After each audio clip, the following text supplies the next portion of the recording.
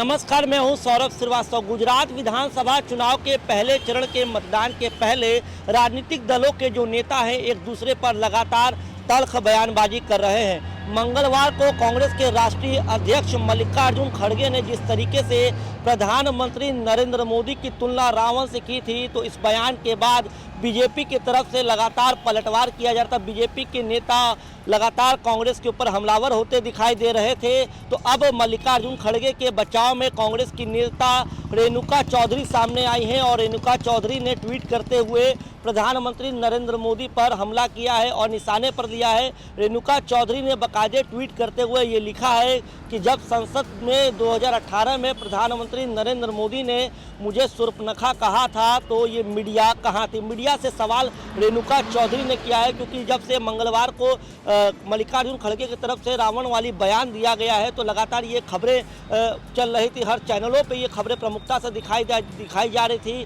कि जिस तरीके से उसके बाद बीजेपी ने पलटवार किया। तो अब मल्लिकार्जुन खड़गे के बचाव में रेणुका चौधरी सामने आई हैं और उन्होंने अपनी बात याद दिलाई है कि जब 2018 में राज्यसभा में संबोधन के दौरान प्रधानमंत्री नरेंद्र मोदी ने उनकी तुलना शूर्पणखा से की थी। हम आपको बता दें, ये जो पूरा शूर्पणखा और रावण वाला बवाल शुरू हुआ है, बयानबाजी में रावण और शूर्पणखा की एंट्री हुई है, उसके पीछे की असली वजह ये है कि मंगलवार को जनसभा करने के लिए वो कांग्रेस के राष्ट्रीय अध्यक्ष गुजरात में थे और जनसभा करते हुए मल्लिकार्जुन खड़गे ने ये कहा था कि चाहे निकाय चुनाव हो, चाहे विधानसभा चुनाव, लोकसभा, हर जगह नजर आता है सिर्फ मोदी। क्या उनके रावण की तरह 100 सिर हैं? कितनी बार उन्हें देखना पड़ेगा? आप तो प्रधानमंत्री हो, आपको काम दिया गया है, वो काम करो।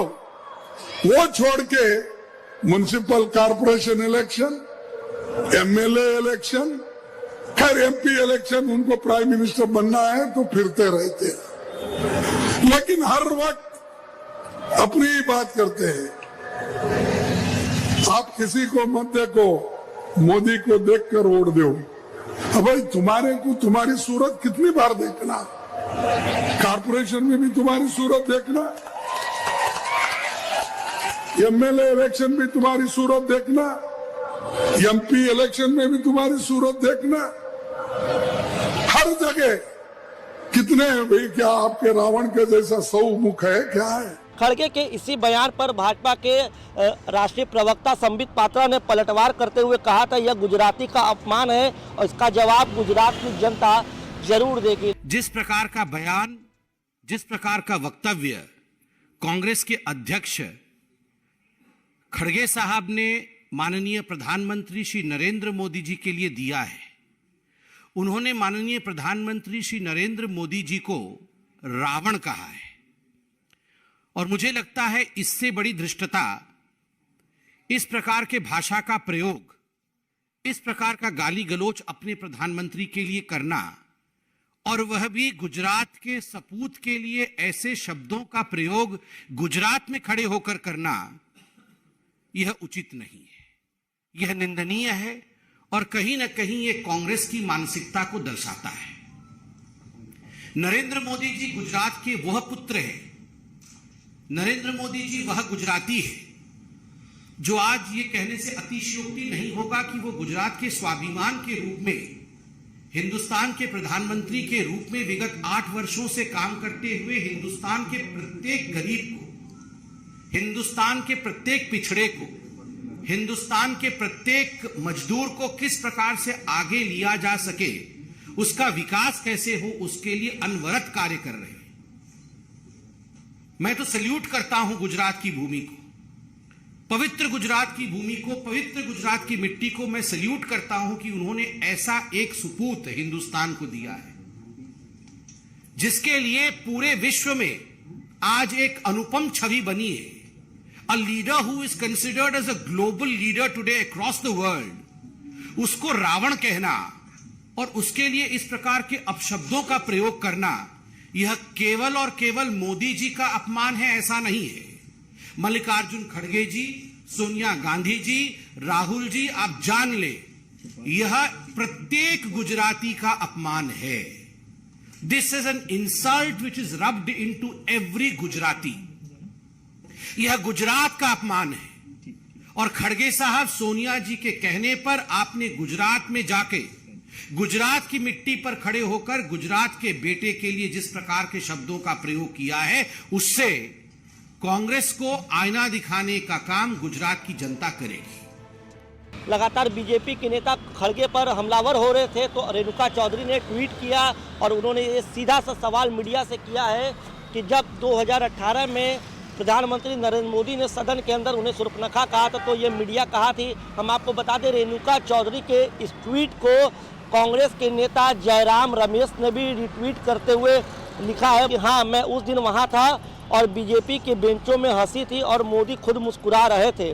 उन्होंने वह भद्दी टिप्पणी की थी, मीडिया उन्हें बदनाम करने के लिए कुछ भी नहीं किया। हम आपको बता दें कि जब से इस तरीके की बयानबाजी हुई है तो लोग सोशल मीडिया पे और ट्विटर पे 2018 का वो वीडियो सर्च कर रहे हैं, खोज रहे हैं, जब प्रधानमंत्री नरेंद्र मोदी राज्यसभा में अपना संबोधन दे रहे थे। उस समय अब सभापति से जब कांग्रेस के नेता को हंसने से रोकते हैं तो प्रधानमंत्री नरेंद्र मोदी ये वेंकैया नायडू से कह रहे हैं कि सभापति महोदय उन्हें हंसने दीजिए क्योंकि इस हंसी से रामायण सीरियल की याद आ रही है। Report such a loose talk and unruly behavior, please. सभापति जी, मेरी आपको प्रार्थना है, रेणुका जी को कुछ मत कीजिए। रामायण सीरियल के बाद ऐसी हंसी सुनने का आज सौभाग्य मिला है।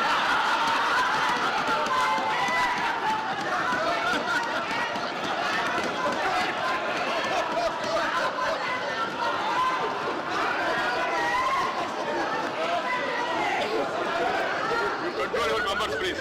Why you control your numbers? तो हम आपको बता दें कि गुजरात विधानसभा चुनाव 2 चरणों में हो रहा है। 182 सीटों का ये विधानसभा चुनाव जो है, पहला चरण 1 दिसंबर और दूसरा चरण 5 दिसंबर को होने वाला है। और इसको लेकर के जैसे प्रचार प्रसार का अभियान तेज हुआ है तो नेताओं के बीच जो राजनीतिक बयानबाजी है उसका सिलसिला भी लगातार तेज होता दिखाई दे रहा है। हम आपको बताते हैं कि गुजरात विधानसभा चुनाव के नतीजे 8 दिसंबर को आएंगे, तब ये स्थिति साफ हो पाएगी कि जिस तरीके से नेता एक दूसरे पर लगातार बयानबाजी कर रहे हैं, तल्ख टिप्पणियां कर रहे हैं, उसका फायदा किसे मिलता है। बंधुगण, मैंने इसलिए कहा कि मल्लिकार्जुन खड़गे जी के ये वक्तव्य नहीं है, ये वक्तव्य सोनिया गांधी और राहुल गांधी जी के, क्योंकि जिस प्रकार का नफरत गांधी परिवार में नरेंद्र मोदी जी के लिए रहा है, नतीजा हुआ है कि आरंभ तो सोनिया जी से होता है और गाली देने का काम तमाम कांग्रेस के नेता करते हैं। आप याद कीजिए, सबसे पहले मोदी जी को मौत का सौदागर कह के संबोधित किया था आदरणीय सोनिया गांधी जी ने। क्या नतीजा रहा? जब एक मेहनत कश गुजराती को मौत का सौदागर कहा जाता है तो गुजरात की जनता ने सोनिया जी और कांग्रेस पार्टी को इसका जवाब दिया। नतीजा हमने देखा है। और आज फिर से मल्लिकार्जुन खड़गे जी प्रधानमंत्री जी को रावण कह रहे हैं। और इतना ही नहीं, आज से 1 हफ्ते पहले मधुसूदन मिस्त्री जो कांग्रेस के बड़े नेता हैं, उन्होंने कहा था कि हम मोदी को औकात दिखा देंगे। मुझे कहते हुए दुख हो रहा है कि आज नरेंद्र मोदी जी पूरे विश्व में हिंदुस्तान कहां खड़ा है, किस पायदान पे खड़े हैं, इसको बता रहे हैं। 11वें नंबर स्थान से अगर हिंदुस्तान 5वें नंबर का आर्थिक शक्ति बनता है और उसके पीछे नरेंद्र मोदी जी की मेहनत है, तो मोदी जी को औकात दिखाने की बात मधुसूदन मिस्त्री और कांग्रेस पार्टी करती है।